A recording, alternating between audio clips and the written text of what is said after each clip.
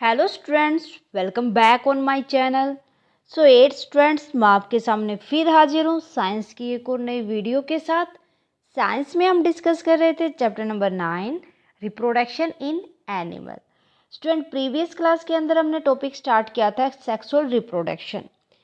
Sexual reproduction के अंदर जितने भी मेल रिप्रोडक्टिव ऑर्गन्स हैं वो हमने सब डिस्कस कर लिए थे। होप आपने वो वीडियो देख ली होगी। अगर आपने अभी तक वो वीडियो नहीं देखी तो फटाफट से देख के आए।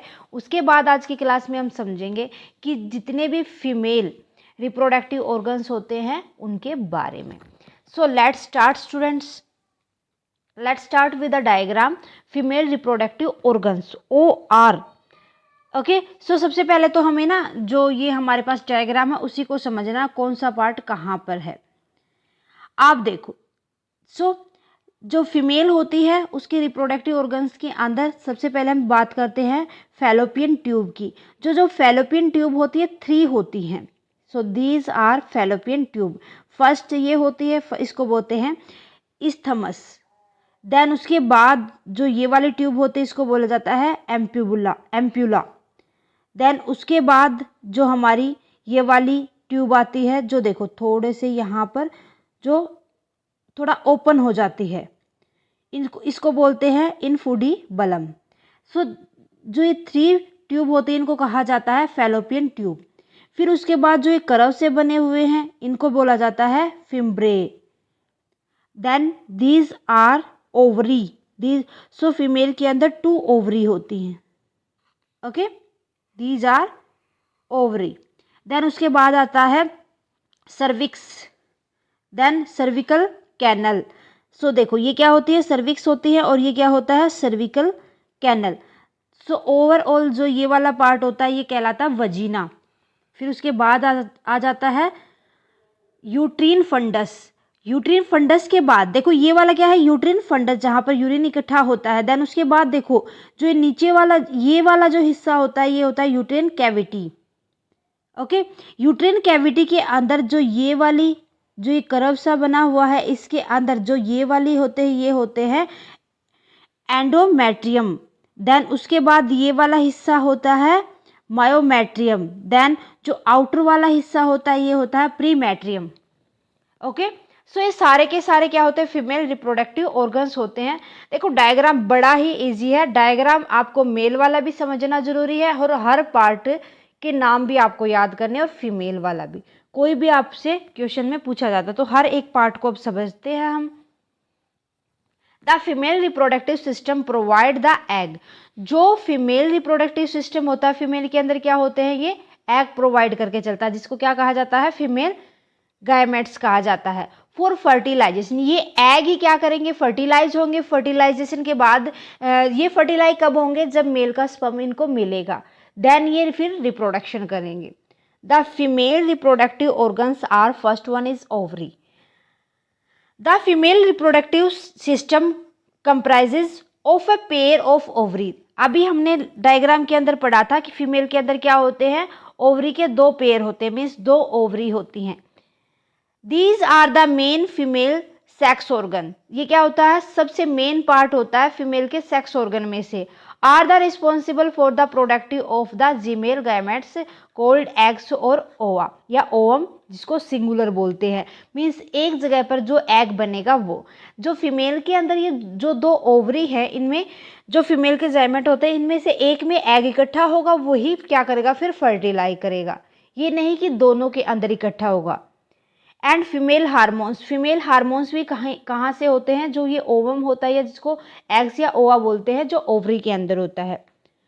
द ओवा और female eggs are also consist of a single cell. जिस तरीके से मिलियन ऑफ स्पर्म एक ही सिंगल सेल के अंदर कंसिस्ट होते थे, उसी तरीके से फीमेल के अंदर जितने भी एग्स होते हैं वो भी एक सिंगल सेल के अंदर हम कंसिस्ट करके चलते हैं। नेक्स्ट वन, एस्ट्रोजन या प्रोजेस्ट्रॉन। एस्ट्रोजन देखो ये क्या होता है फीमेल के अंदर, ये मेन किस काम का होता है, ये हार्मोन्स का होता है। These are the hormones. क्या होते हैं फीमेल के अंदर, हार्मोन्स होते हैं और केमिकल सब्सटेंस होते हैं प्रोड्यूस्ड बाय द ओवरी। अब इनको कौन प्रोड्यूस करके चलता है, एस्ट्रोजन और प्रोजेस्ट्रॉन को, ये ओवरी होती है वो रिलीज करती है या ओवरी इनको प्रोड्यूस करते हैं, ये होते हैं। देखो सबसे पहले जो ये ब्लॉक बने हुए इनको बोलते हैं कोरोना रेडिएटा, और उसके बाद ये क्या होता है जो लिक्विड शेप का ये काइटोप्लाज्म। सो जो ये इसकी सेल बनी हुई बाहर इसको बोलते हैं जोना पेलुसिडा। देन ये क्या होता है न्यूक्लियस ऑफ एस्ट्रोजन या progesterone. These hormones are responsible for the development of female reproductive organs. जो ये हार्मोन्स होते हैं वो फीमेल के जितने भी रिप्रोडक्टिव ऑर्गन्स होते हैं उनको डेवलप करने में हेल्प करते हैं। And the secondary sexual characteristic in women such as development of breast and body hair. और जितने भी ये हार्मोन्स होते हैं मीन्स एस्ट्रोजन या प्रोजेस्टेरोन होते हैं, ये फीमेल की डेवलपमेंट में हेल्प करते हैं। जो सेक्सुअल कैरेक्टरिस्टिक्स आते हैं फीमेल के अंदर मीन्स उसकी ब्रेस्ट का बढ़ना या फिर जो उसके हेयर ग्रो होना बॉडी के ऊपर, ये भी क्या करते हैं हार्मोन्स की हेल्प से ही होते हैं। इसी तरीके से मेल में होता है, इसी तरीके से फीमेल में होता है। देन आता है ओविडक्ट और फैलोपियन ट्यूब्स। जो फैलोपियन ट्यूब्स हैं उनको क्या भी कहा जाता है oviduct. These are the two funnel shaped structure. These exist from the superior right and left corner of the uterus to the edge of the ovary. जो ओवरी की एज पर बनी हुई होती है, देखो ये मैंने बताया था आपको फिलोपियन ट्यूब्स, दीज आर, ठीक है, ये तीनों की तीनों। ओके इनको क्या और कहते हैं हम, इनको ओविडक्ट भी कहा जाता है। ये कॉर्नर पे होते हैं लेफ्ट और राइट दोनों साइड अल्ट्रस की, और ये जो ओवरी की एज होती है वहीं पर ये प्रेजेंट होते हैं। The ovary release 1 egg every month into the oviduct. कि जो ओवरी होती है वो एक एग रिलीज करती है हर महीना ओविडक्ट के अंदर। The oviduct consist it cilia that carry the ovum from the oviduct to uterus. अब देखो ओवरी ने क्या किया, एग रिलीज कर दिया, अब उसको कौन कंसिस्ट करके चलेगा, सीलिया कंसिस्ट करके चलेगा, और वो कहाँ पर जो ये ओविडक्ट से लेके कहाँ तक पहुंचा देगा, ये अट्रस तक पहुंचा देगा। अट्रस क्या होता है, so it is an inverted pear shaped organs that allow the development of the fertilized egg into a human body। कि अब जो अल्ट्रस होती है फीमेल के अंदर, उसी के अंदर जो एग था वो आएगा, वो फर्टिलाइज होगा, फर्टिलाइज होने के बाद वो वहीं पर जो इन्फेंट बनेगा उसका वो डेवलप होता जाएगा। The uterus connect with an opening cell, it's called cervix. जो अट्रस होता है एक ओपनिंग, जो एक ओपनिंग सेल के साथ कनेक्ट होता है जिसको हम क्या कहते हैं, सर्विक्स। देखो ये वाला, ये तो अभी ये पढ़ा था ना हमने सर्विक्स, ये वाला, ठीक है। देन कनेक्ट टू द वजीना, भी किसके साथ कनेक्ट होता है, ये वजीना के साथ कनेक्ट होता है। Next one is vagina. Vagina देखो, it is the muscular tube like structure that connect with the cervix. अब देखो जो वजीना होती है वो क्या होती है, मस्कुलर ट्यूब होती है, लाइक किसके जैसी होती है, मस्कुलर ट्यूब के जैसी होती है, जो किसके साथ कनेक्ट होती है, सर्विक्स के। अभी मैंने बताया था it act as a receptor of the penis and allow the movement of sperm to the fallopian tube and uterus. It allow delivery of the birth of the child. अब देखो इसको समझते हैं हम अच्छे से, वजीना क्या है। ये वजीना है हमारी, वजीना के देखो यहाँ पर जो मेल का पेनिस होता है उसको अलाउ करते हैं एंटर करने में ताकि वो स्पर्म अंदर रिलीज कर सके।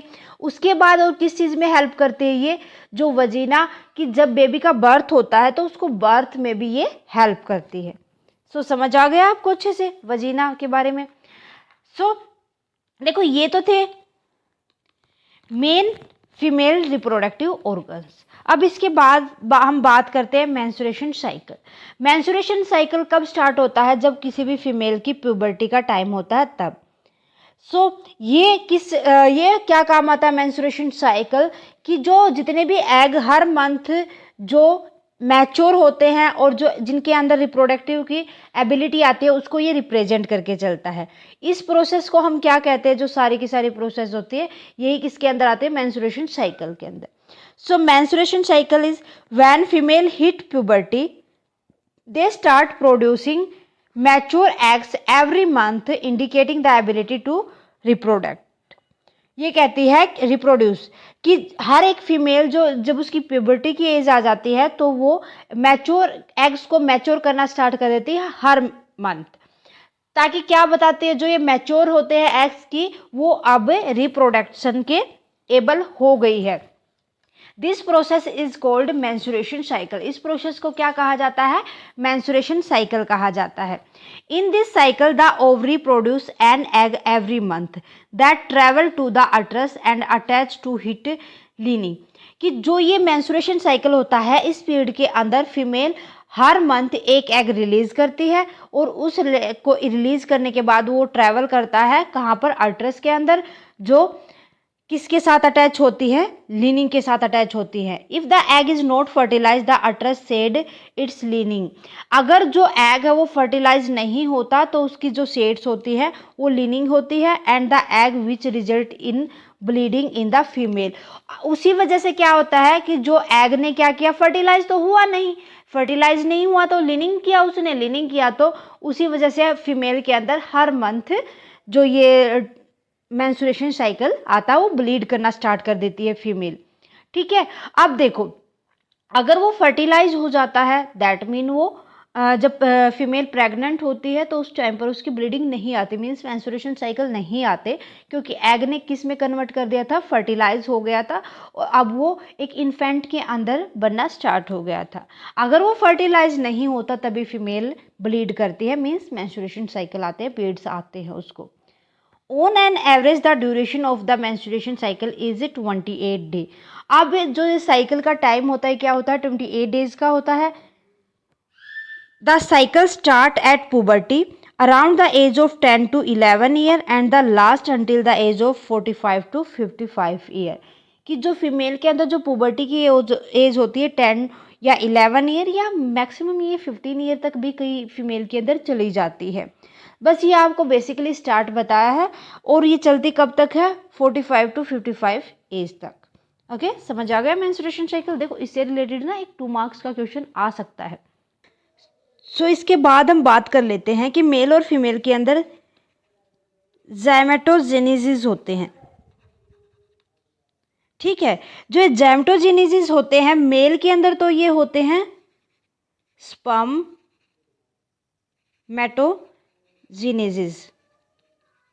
ठीक है, जो क्या रिलीज करते हैं, स्पर्म सेल। उसके बाद होते हैं फीमेल के अंदर ये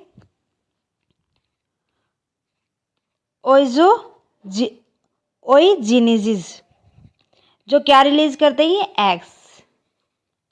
ठीक है, जो एग फर्टिलाइज होके जो किसके अंदर रिप्रेजेंट होते हैं, एग से ओवरी के अंदर। ठीक है, सो ये था हमारा topic sex reproduction, female reproductive organs. Hope आपको अच्छे से समझ आ गया होगा। सो स्टूडेंट, आज के लिए बस इतना ही, मिलते हैं नेक्स्ट क्लास में विद नेक्स्ट टॉपिक के साथ। आज की क्लास कैसी लगी प्लीज़ मुझे कमेंट सेक्शन में लिख दे। क्लास अच्छी लगे तो प्लीज़ लाइक और अदर स्टूडेंट के साथ ज़्यादा से ज़्यादा शेयर करें। अगर आप साया सारन क्लासेस पर नए हैं तो फटाफट से साया सारन क्लासेस को सब्सक्राइब कर ले, बेल आइकन को दबा ले ताकि आने वाली क्लास की नोटिफिकेशन आपको मिल सके। Thank you very much student, bye bye and take care. मिलते हैं नेक्स्ट क्लास में।